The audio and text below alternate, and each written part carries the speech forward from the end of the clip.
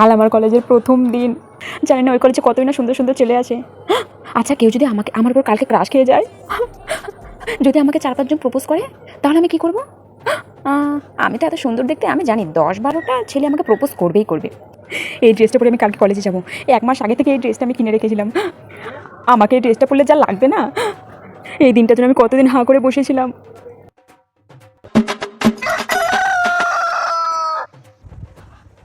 সকাল হয়ে গেছে, এবার আমি ফট করে হাত মুখ ধুয়ে রেডি হয়ে নিই, নতুন ড্রেসটা পরে নিই।